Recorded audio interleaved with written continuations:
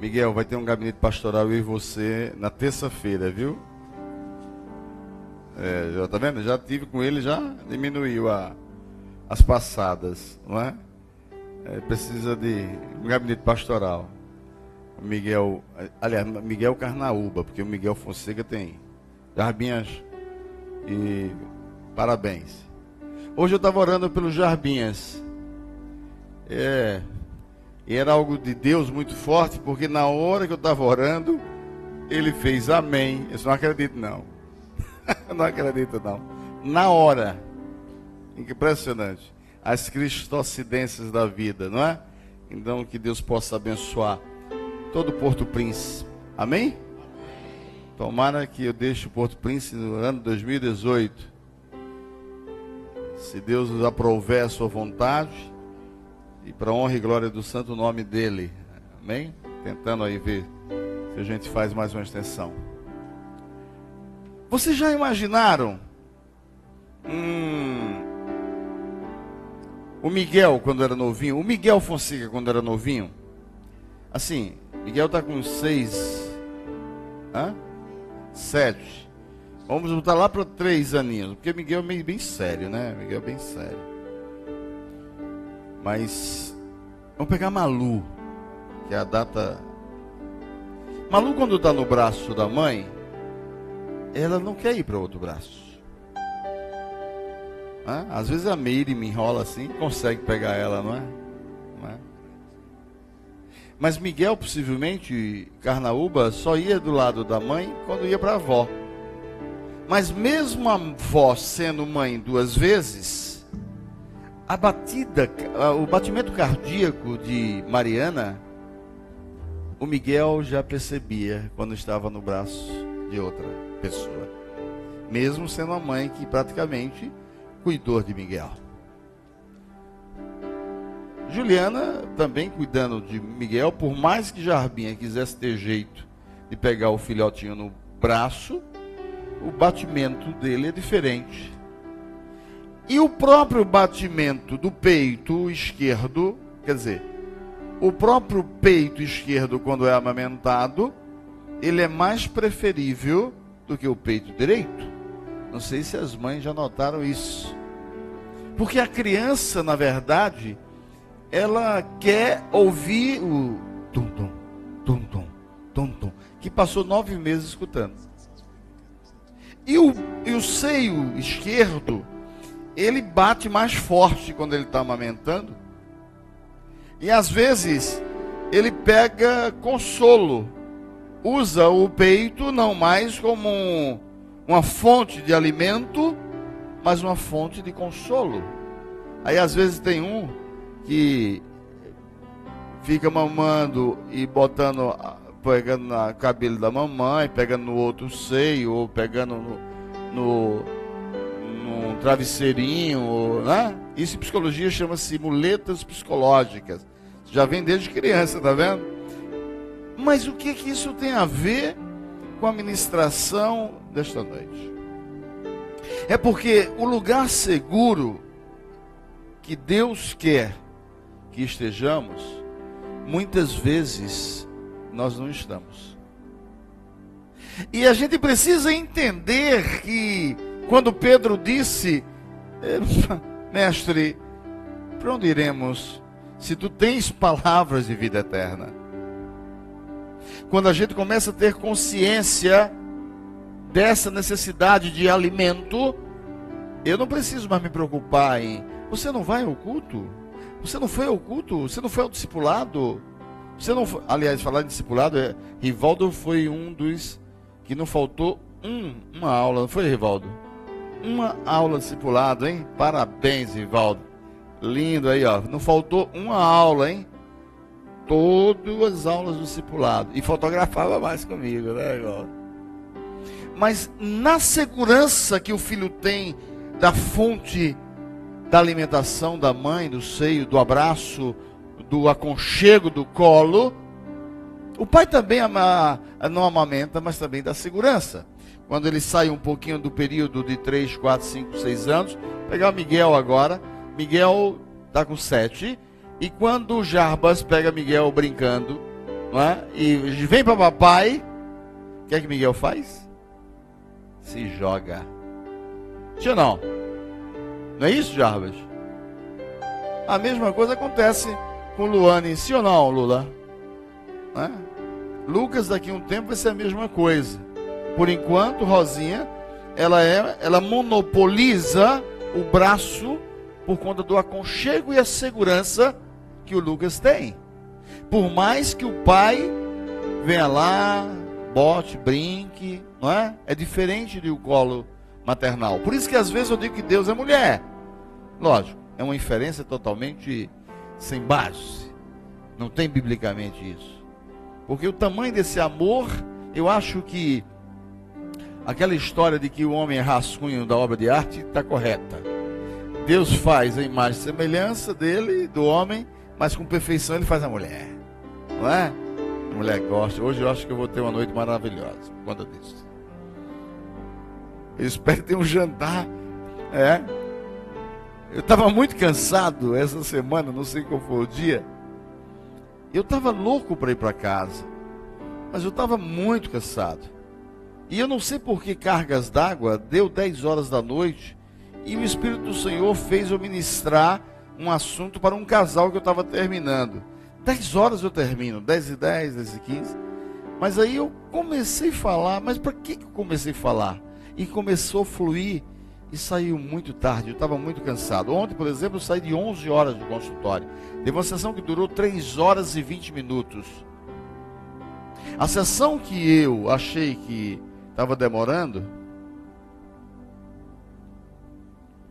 veja que coisa linda, você vai me permitir ler o que você me escreveu agora.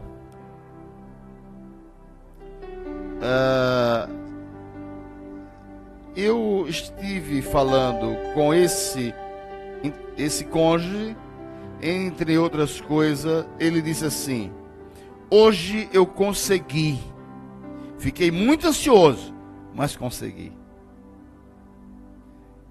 Isso para mim é o maior honorário que eu recebo como um psicólogo clínico. Quando um casal se ajusta um ao outro, de forma que a pessoa diz assim: eu consegui. Então que Deus continue te fazendo conseguir mais dias. Viva só hoje. Hoje, e dê glória ao Senhor nosso Deus. Amém? Tomara que a de ontem, espero que vocês me escutem. Eu espero colher frutos de uma restauração dessa família, dessa de ontem. Mas eu sei que Deus está nesse lugar, assim como está aqui, esteve ontem, porque em um dado momento, pressão muito grande, pegou a importância de uma intercessão sobre minha vida. Pressão muito grande, e eu disse: Senhor, agora não depende mais de mim. Eu preciso da tua intervenção. Eu estou muito cansado. Eu preciso que tu me dê os reflexos necessários, mas que tu convença o pecador do pecado, da justiça e do juízo.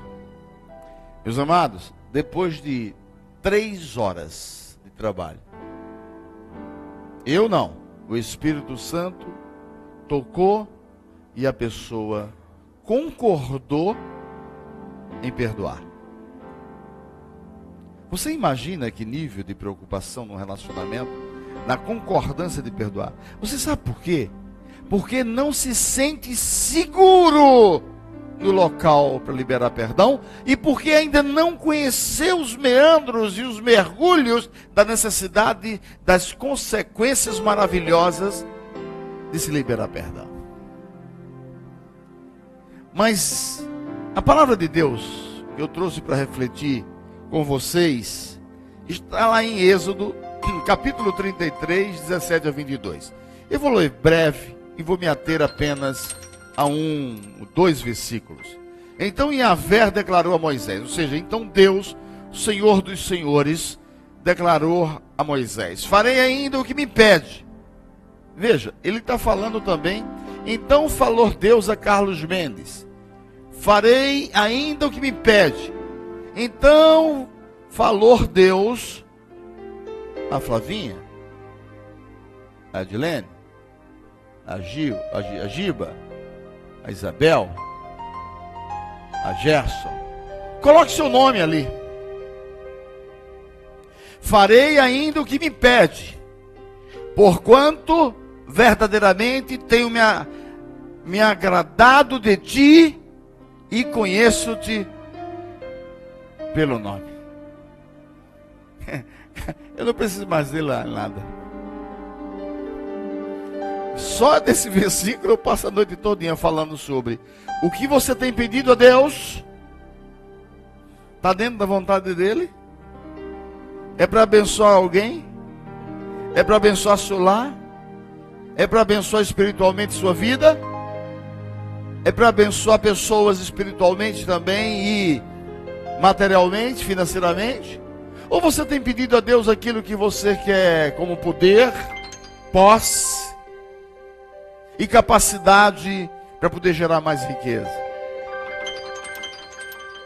Porquanto verdadeiramente tenho me agradado de ti. Será que Jesus, Deus, o Pai, o Espírito Santo tem se agradado de você? É você que tem que responder com ele. Isso é uma resposta extremamente subjetiva, que nem eu como psicólogo, ou nem eu como pastor, tenho o direito de analisar os frutos dessa árvore. Porque isso é algo só entre você e Deus. Agora vem o mais difícil. O mais difícil. Conheço-te pelo teu nome. Mas peraí, pastor, por que é mais difícil? É porque eu não sei se você tem permitido Deus conhecer você. Porque Deus sabe tudo, mas Ele é onisciente, Ele sabe tudo. Ele passa, tudo que passa na nossa mente e no nosso coração, Ele toma conhecimento. Mas resta saber se Ele tem tido permissão de você, minha, para adentrar o coração e vivenciar uma nova história de conhecimento de vida daquele que passa nos teus pensamentos. Óbvio que Ele sabe. Mas será que é esse lugar que você quer estar, que você quer que Ele fique em você, na sua mente, que é o maior campo de batalha de espada, de guerra espiritual? A tua mente, a minha mente, as nossas mentes. Moisés então suplicou a Yahvé: rogo-te que me reveles a tua glória. Meu Deus do céu. Eu fiz, ao longo de todos esses meus anos de vida, eu tive apenas um pouquinho de experiência tão pequena de ver a glória de Deus. Eu saí feito uma criança que ganha uma barra de chocolate, se lambuza todo, feito aquela criança da internet, toda suja de chocolate, e perguntava: você comeu chocolate? Eu não. É igual. Eu fico assim, maravilhado com um negócio tão pequeno que Deus me proporcionou, que eu já narrei aqui várias vezes. Imagine eu contemplar a glória de Deus, de ver Deus face a face. Segundo a Bíblia diz que ninguém poderá vê-lo face a face. E há um meio contraditório, complexo de entender, porque a Bíblia diz também que Moisés viu Deus face a face. Continuando, e o Senhor o orientou. Veja, mais outro ponto que eu só estou fazendo uma passagem aqui, uma passagemzinha rápida. Será que você tem permitido o Espírito de Deus lhe orientar? Falar com você diariamente? Você tem ouvido a voz dele? Você tem permitido que ele fale? Há diálogo nessa oração entre você e o Pai? Farei passar diante de ti toda a minha benevolência. Vê que coisa linda. Antes que eu chegue, o Senhor já chega. Antes que eu chegue no trabalho, Deus já me dá a sua benevolência. Antes que eu chegue na rua, Deus já entra primeiro. Antes que eu entre no carro, Deus já está lá. É Bíblia isso, não sou eu que digo. E aí quando ele chega, está lá, aí ele diz: guardarei tua retaguarda. Então todo canto que eu vou, ele está atrás. Aí ele disse: 10.000 cai na direita, 1.000 cai na esquerda, 10 na direita, e tu não serás atingido. Então ele já tem gente de um lado e do outro, na frente e atrás. Ele diz: colocarei o meu espírito em ti. Ou seja, dentro de mim tem... E a Bíblia diz que quem está em você é maior de quem está no mundo. Não tem como. Se eu vou para a direita, eu vou para a esquerda, eu vou para frente, eu vou para trás, eu pulo no meu lugar, eu sinto Deus. Aleluia. Deus está falando aqui. Deus está falando aqui não por mim. Olha, pasme. Deus está falando aqui, Ele está me dizendo, está falando diretamente a pessoas aqui dentro. Ele está dizendo: eu te quero no lugar onde eu vou te colocar. Às vezes você quer fazer como o próprio Pedro fez, que teve uma visão de um lenço branco, de um lençol branco com coisas imundas dentro do lençol, e disse: isso eu não quero para mim. E Deus disse: tudo que eu te entrego é santo, é santo, é santo, é santo. Ele quer santidade minha, a começar de mim, a começar de você, a começar da igreja. Santidade não é algo difícil. Quando eu olhei para a paciente e eu disse: você acredita em mim? Ela disse: eu acredito, mas eu não consigo perdoar. Eu te digo do fundo da minha alma, eu no seu lugar também não conseguiria perdoar. Porque pelos meus pensamentos, pela minha racionalidade e pelos meus méritos, eu não consigo também perdoar. Mas quando a gente sente estar no lugar seguro, Deus nos faculta de uma benevolência tão grande, que sai de dentro de nós uma capacidade inimaginável de perdoar. E mais lindo, eu nunca fiz um casamento assim. Foi a primeira vez que eu fiz um casamento assim no meu consultório. Eu nunca casei só um. Porque eu vou casar Érica e o Márcio. Eu não posso casar só o Márcio com a Érica. E ontem eu casei um só. Porque era tão forte. Aí o Espírito disse: faça assim. Mas pai, eu faço o resto. E o Senhor orientou: farei passar diante de ti toda a minha bênção, e diante de ti proclamarei o meu nome. Você tem deixado Deus proclamar o seu nome através das suas atitudes, através do seu jeito de ser, através das suas atividades profissionais, através do seu relacionamento na faculdade, através do seu relacionamento dentro da sua casa? Terei misericórdia de quem eu decidi ter misericórdia, e terei compaixão de quem eu desejar ter compaixão. Todos nós sabemos que o coração de Deus é um coração mole. E sabe o que amolece o coração de Deus, nosso Senhor? Yahvé, Senhor dos senhores, general de guerra. Você sabe qual é a maior expressão de amor que um ser pode dizer para Deus e fazer o coração dele ficar molinho, molinho? É você se arrepender do seu pecado. É você se arrepender das besteiras que você diz. É você se arrepender das palavras que ferem o outro, sem nem sequer você perceber que está ferindo.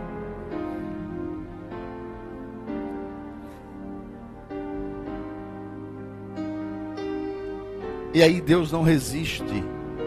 Deus resiste ao soberbo, mas Deus não resiste a um coração quebrantado, que pede perdão a Ele, arrependido e dizendo assim: eu quero a tua benevolência, eu quero a tua compaixão, eu quero de volta sentir a tua presença, eu quero sentir que eu estou no lugar certo. Eu estou perdido, eu estou perdida, e eu preciso me encontrar no lugar onde tu queres que eu fique e esteja. Quem fala muito bem isso é Esther, né?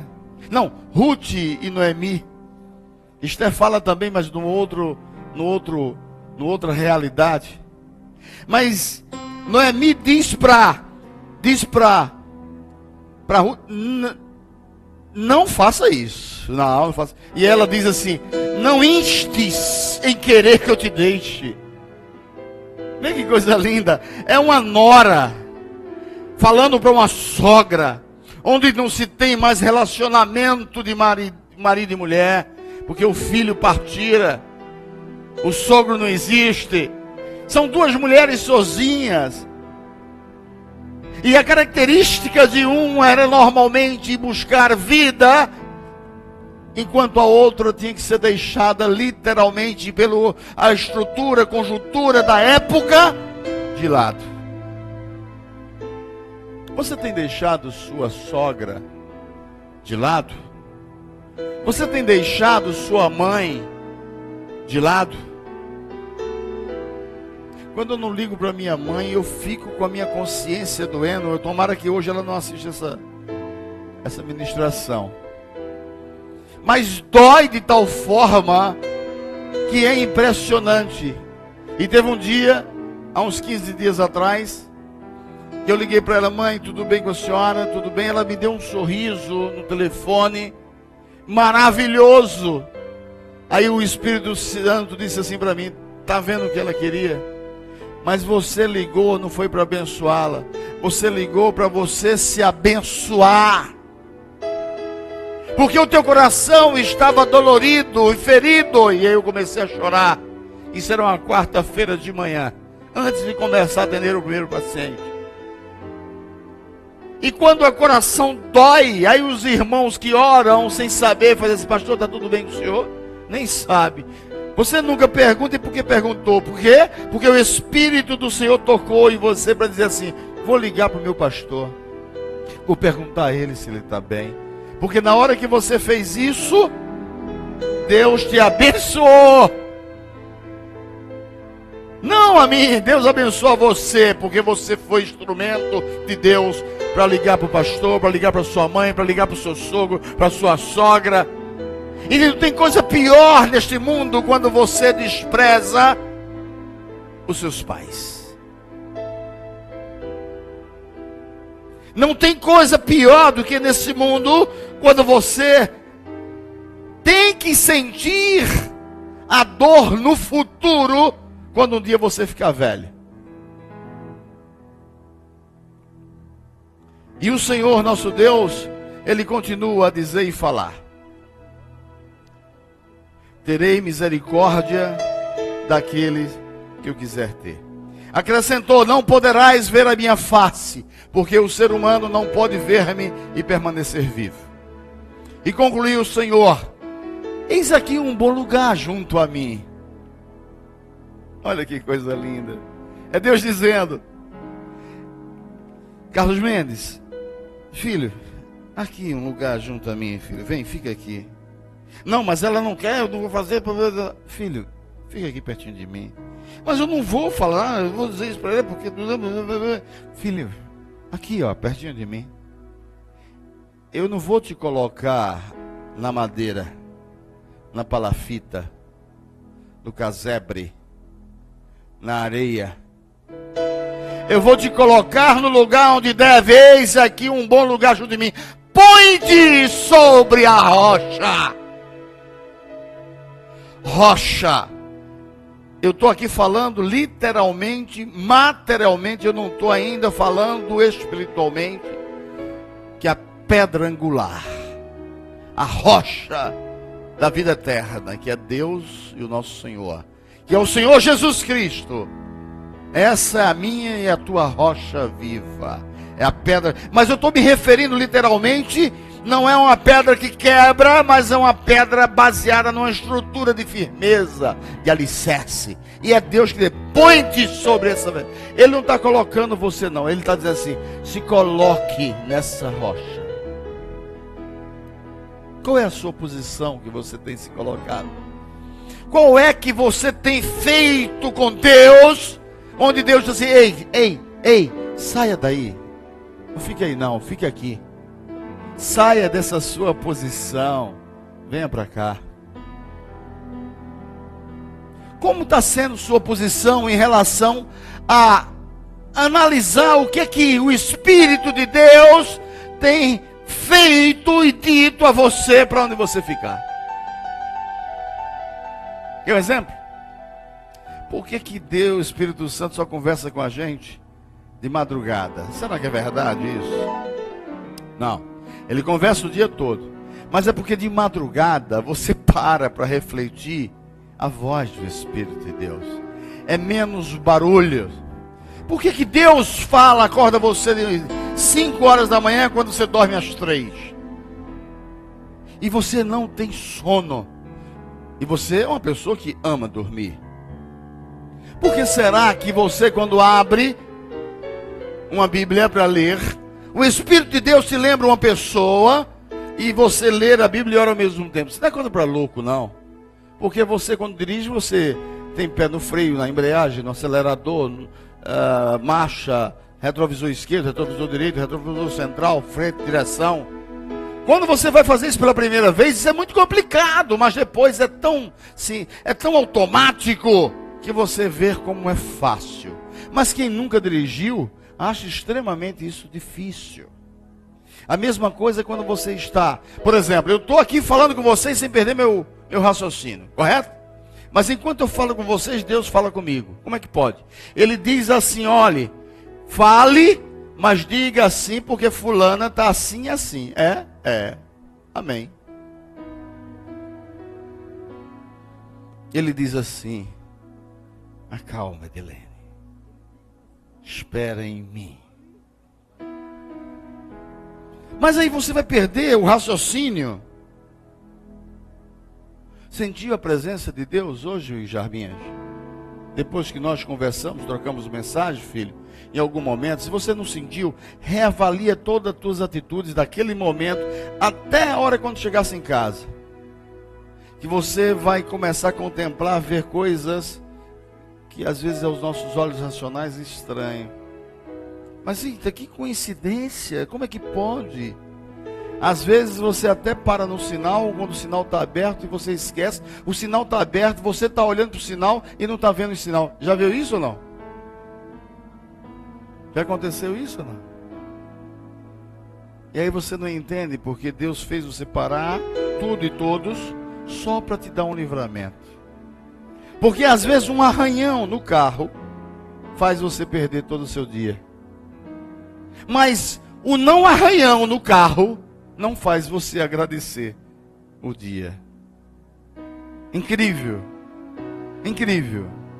Você não percebe que quando você olha o dia, você viu desde amanhã, quando eu acordei, e a primeira coisa quando eu me levanto, sento na cama, é fechar os olhos outra vez, para abrir os olhos espirituais. Deus está dizendo assim que tem escutado voz do povo que me clama.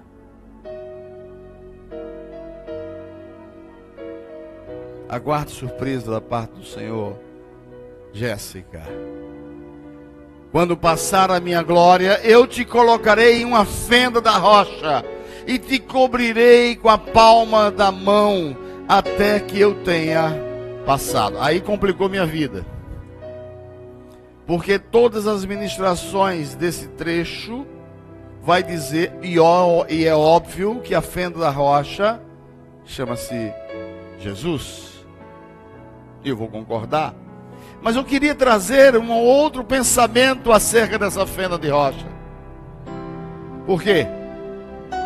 Porque o primeiro ponto, por que Deus colocou Moisés na fenda?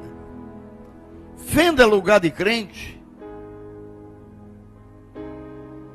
Fenda é lugar de esconderijo. Diz Bíblia lá em Jeremias 13:4. Levanta-te, toma o cinto que comprastes e que carregas na tua cintura, vai ao Eufrates, esconde-o ali na fenda de uma rocha.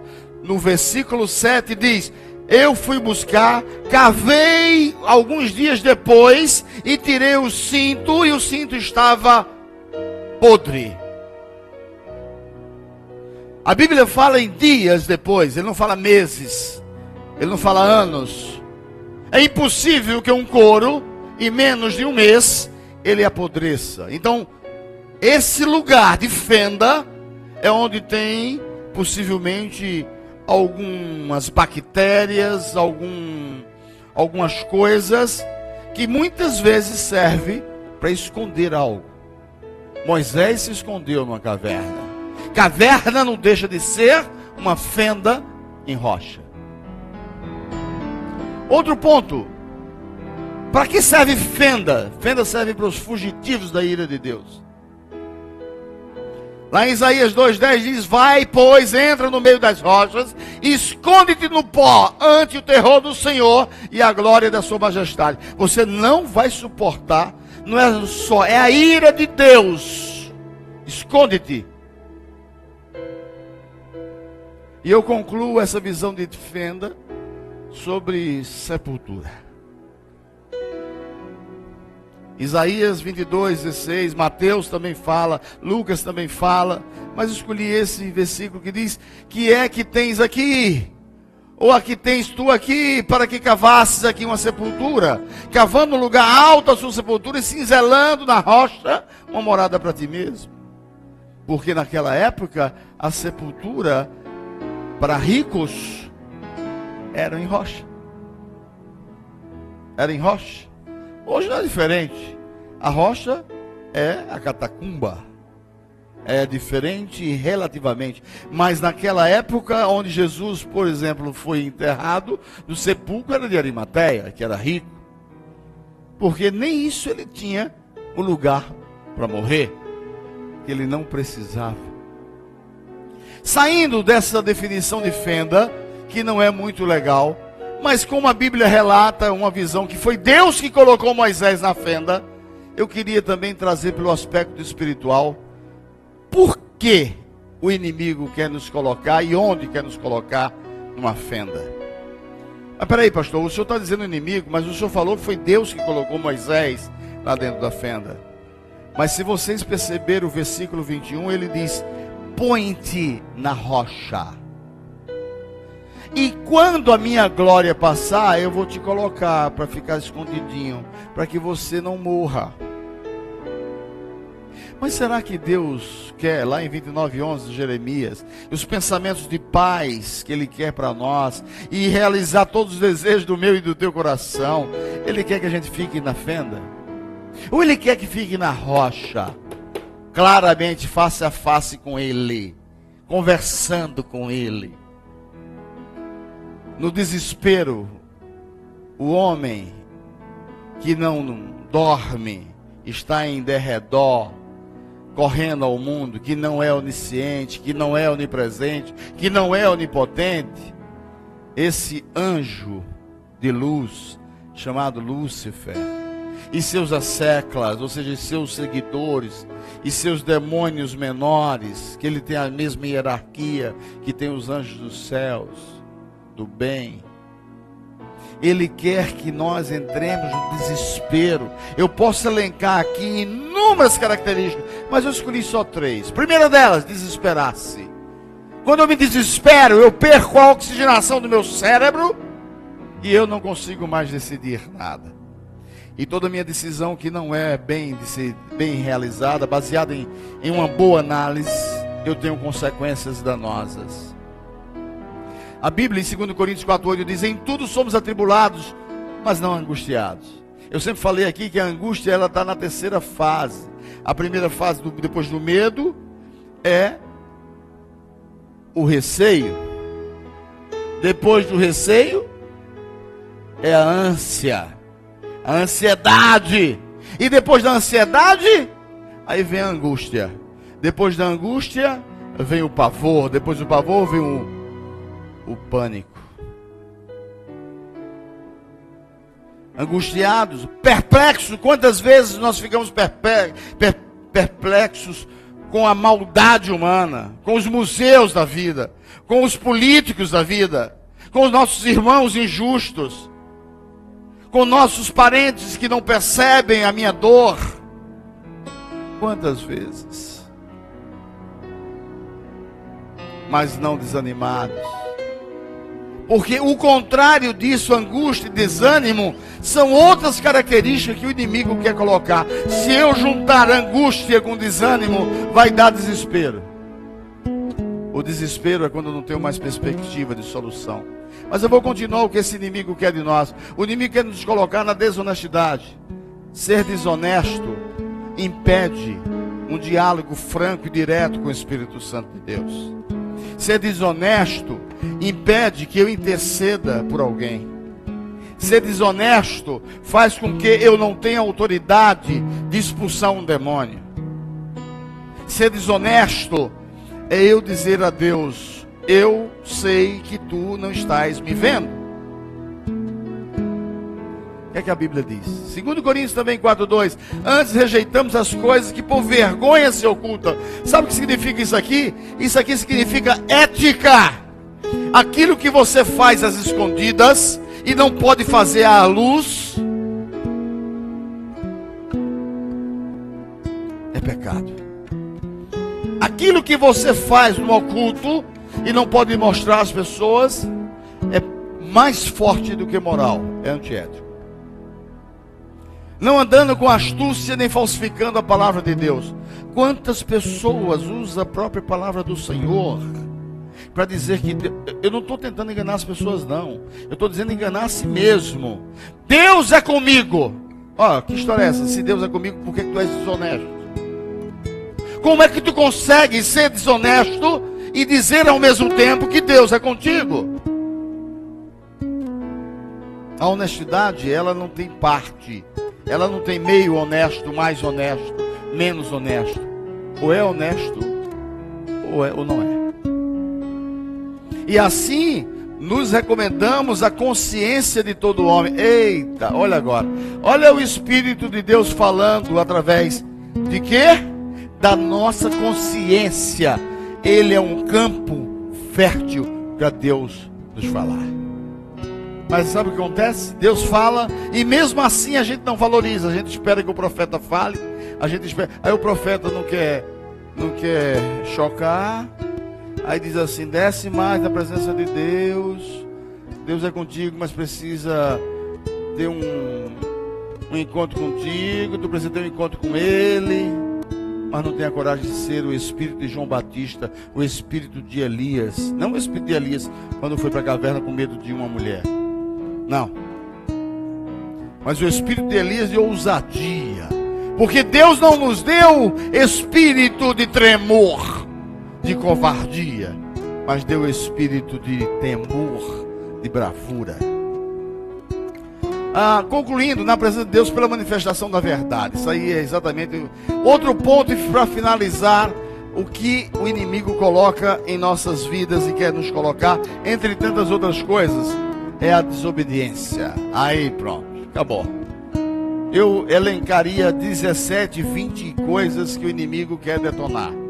Eu colocaria, na verdade, como eu falei no discipulado, 18 características de frutos da carne.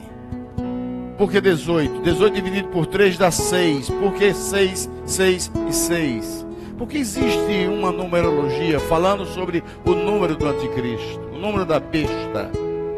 Então nós temos 18 características de frutos da carne que pode dizer claramente o antídoto do bem, o antídoto do bem para a visão do mal contra o espírito produzindo fruto, que é o amor. 1 Samuel 15, 22, parte A diz: tem porventura o Senhor tanto prazer em holocausto e sacrifício, como em que se obedeça a palavra do Senhor? É um alfabeto fácil e simples. O, B, D, C. Coisa mais simples do mundo. 4 letras. O, B, D, tirou a ordem, C. Simples.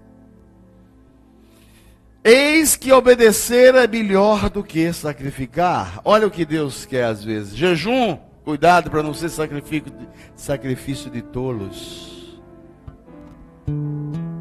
Que não obedeceu, para que serve jejuar?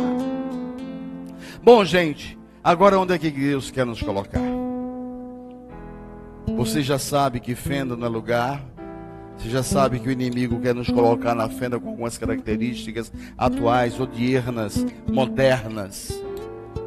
Com características bem... Quer um exemplo?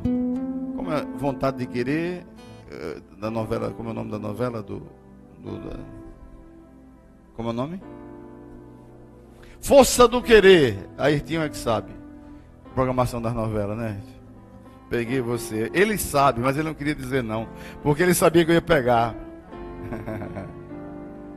Eu acho isso uma degradação da moral. Eu não estou falando em ética, não. Moral. Eu fui assistir um capítulo dessa novela. Eu pensei que era não era novela. Eu pensei que era um caso. Não tem às vezes aqueles casos especiais.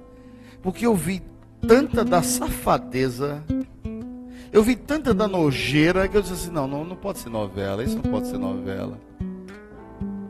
Tantas, não é mais abobrinhas não, porque abobrinha é um negócio muito leve, mas tantas coisas pesadas contra a família, que eu tenho que agora ressuscitar Karl Marx. Eu tenho que ressuscitar Karl Marx para provar que o princípio do comunismo é destruir família. É destruir família. Porque se eu destruo família, eu não tenho relacionamento. Se eu não tenho relacionamento, eu estabeleço igualdade para todos. Mas onde é que Deus quer nos colocar? Primeiro lugar, na rocha. Está óbvio. Êxodo 33, 21, ele diz, como eu falei, e concluiu o Senhor, eis aqui um bom lugar junto a mim. Junto a mim, põe-te na rocha. Ele podia muito bem chegar assim, você vem para cá, fica aqui, viu? Mas até a Bíblia nesse sentido é clara. Ele não faz isso, ele diz assim, ó, ei, fica aqui pertinho de mim. Ele tem poder para fazer isso? Tem, mas não faz. Porque a liberdade de escolha que nós temos, é que nós temos que fazer isso e ficar no lugar que Ele quer. Segundo ponto, onde é que Deus quer que nós fiquemos? A canção disse, em lugares altos. Em lugares altos. O salmista diz, olha, de onde é que vem o meu socorro? Meu socorro vem do Senhor que está nos céus. Ninguém diz, meu socorro vem lá de baixo. A única pessoa que veio lá de baixo foi o espírito de Samuel, quando foi falar com Saul. E falar em obediência, eu lembrei de 2 Saulos na vida. Tem 2 Saulos na Bíblia, tem 2 Saulos. Um com O e outro sem O. Um é Saulo do Novo Testamento e outro é Saul do Velho Testamento. O Saul começou a obedecer e morreu desobedecendo. O Saulo começou desobedecendo e morreu obedecendo. Veja que coisa linda. O Saul não quis mais saber de Deus e procurou feitiçaria. O Saulo deixou de enxergar o mundo, por isso que ficou cego, para enxergar Deus. E quis aprender a não mais saber enxergar o mundo, mas enxergar as coisas do Senhor. Abacuque 3,19, o Senhor é minha força e fará os meus pés como os de uma corça e me fará andar em lugares altos. Se vocês já viram uma corça, é impressionante como elas são grandes, não é? E como elas andam. E elas voam, às vezes. Mas Ele me fará andar em lugares altos. É onde a palavra do Senhor diz que Deus quer que nós estejamos. E para terminar, meus amados, um terceiro ponto. Onde é que Deus quer nos colocar? Ele quer nos colocar em posição de destaque. Ele quer que eu seja o maior vendedor de carro da semana. Mas eu tenho que priorizar Ele. Ele quer que eu seja, Gilberto, o melhor administrador de gráfica do país. A gente tem que botar Ele. Quer ser a melhor vendedora de óculos, de ótica, proprietária de ótica. Marcela, em nome de Jesus, do país, nós temos que botar Ele no lugar. E assim, o melhor psicólogo clínico. Não, no país não é muito, né? Em Recife. Boa viagem. mas eu tenho que priorizar Ele. Eu tenho que colocar Ele. Quer fazer um exemplo? Eu vou fazer um teste aqui. Não vou fazer com Lulia, não. Vou fazer com Jarbinhas. Ele estabeleça, quando ele começou, que Jarbinhas tem temência ao Senhor. É um homem de coração bom. Mas eu quero propor a ele que ele faça uma análise com Juliana e depois, se quiser, me convida. Não é, Maria Cláudia? Cadê ela? Me convida para comer uma pizza lá. Pizza não, né? Escondidinho. Bacalhau? Alguém falou bacalhau? Hã? Salada. Salada poliana. Tá bom, Jarbinha. Me convida para comer uma salada. Essa foi fogo. E aí, estabelece assim: o que Deus tem feito na minha vida a partir do momento em que eu decidi tê-lo em minha vida. A partir do momento que a minha esposa começou a buscar o Senhor. Tem coisas, meus amados, que Deus dá a mim e a você que você não percebe.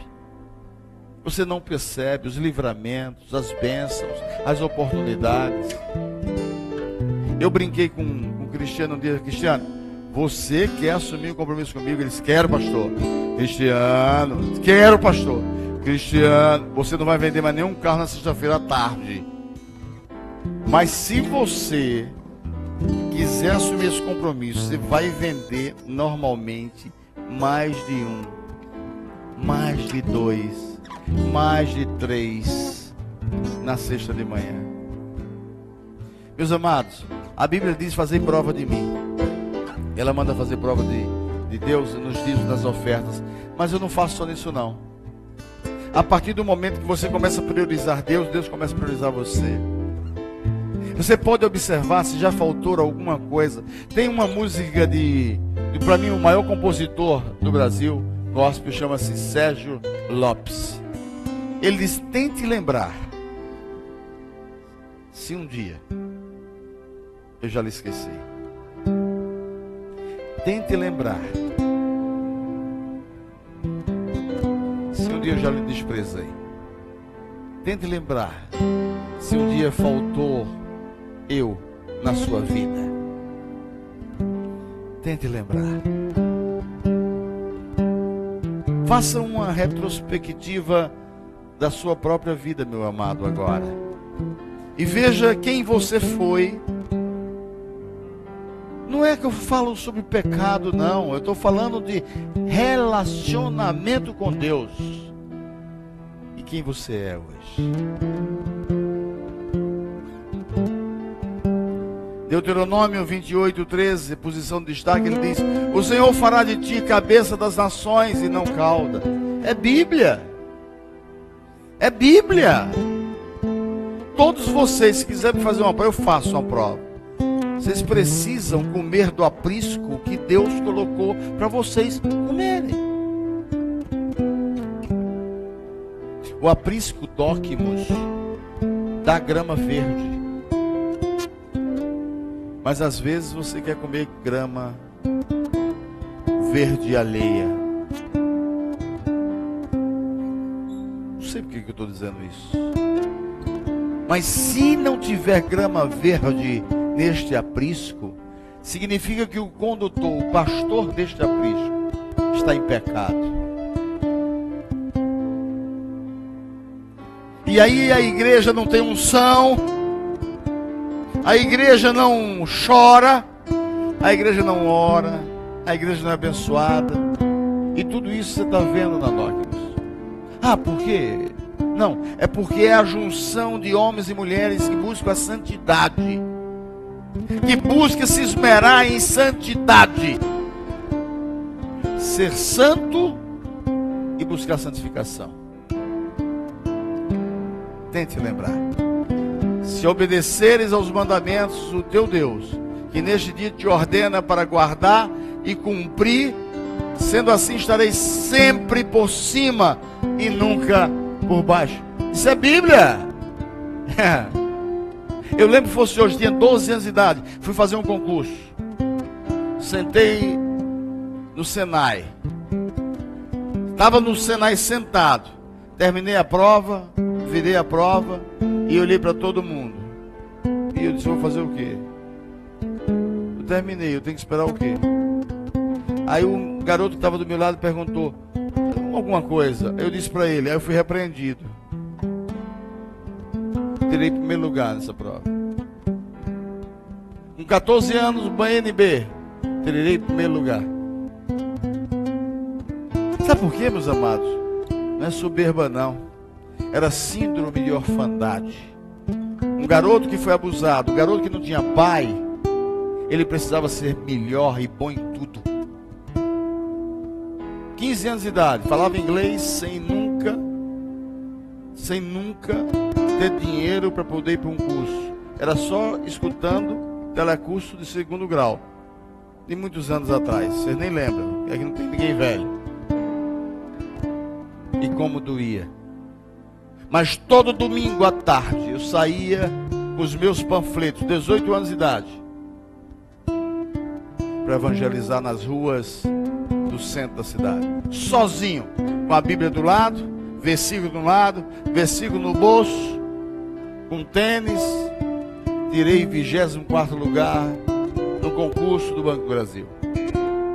Concurso esse que Deus me deu e tomou, porque Deus perguntou, quem é a prioridade na tua vida? Eu disse, é o banco e não o senhor. Se fizesse uma análise de fator RH na minha veia, era BB positivo. Hoje é JC na veia, correndo. Amém? Mas Deus sempre me honrou. Sempre. Sempre. Recebi uma faculdade extremamente crítica. Os dois aqui conhecem. Movimentos na cidade, críticas, passeatas contra a faculdade. Eu disse, Deus, tu só me traz para um lugar assim.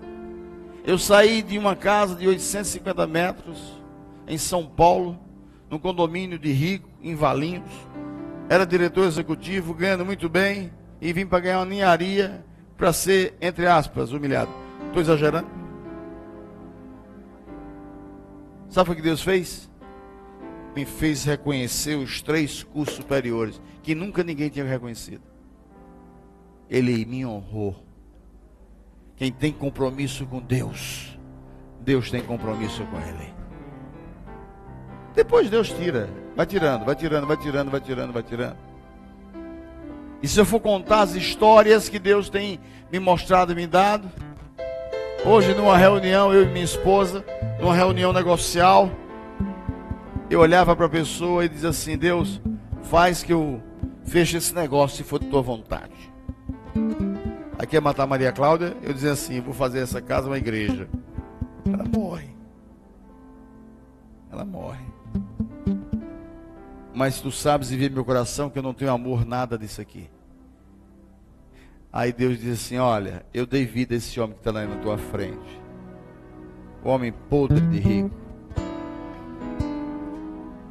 No final ele me abraçou e disse assim, pode ser até que a gente não faça negócio, mas eu conheci um amigo.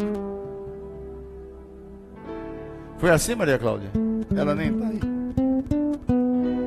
Eu abracei ele, nos despedimos, quando ele virou, aí tinha uma marca aqui. Aí eu disse, incrível Deus. E por que tu não me deixasse falar?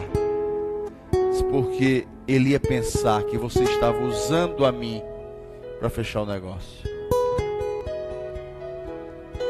Incrível, né? Detalhe lindo, né? Aí eu só disse a ele, abracei ele, Deus lhe deu livramentos. E aí ele riu e fez assim, Aí fez assim. Deus honra a quem honra a Deus. E para concluir, saia da fenda. Saia da fenda, vamos ver a glória de Deus. A gente não vai morrer não, se tiver de morrer a gente morra para a honra e glória do Senhor. A palavra de Deus em Êxodo 33, 21 disse, mas o Senhor, eis aqui um lugar junto a mim, aqui sobre a rocha te porás. Essa já é outra versão, fiz de propósito. Deus quer te pôr no local que Ele acha que é o melhor. cabe a nós decidirmos. Cabe a nós decidirmos. Eu vou pedir ao Ministério de Louvor que venha aqui à frente. Eu peço que congele essa tela, por favor. O lugar seguro, isso aqui é uma fenda, é? Isso aqui é uma fenda. E o lugar seguro é na glória de Deus, é lá em cima.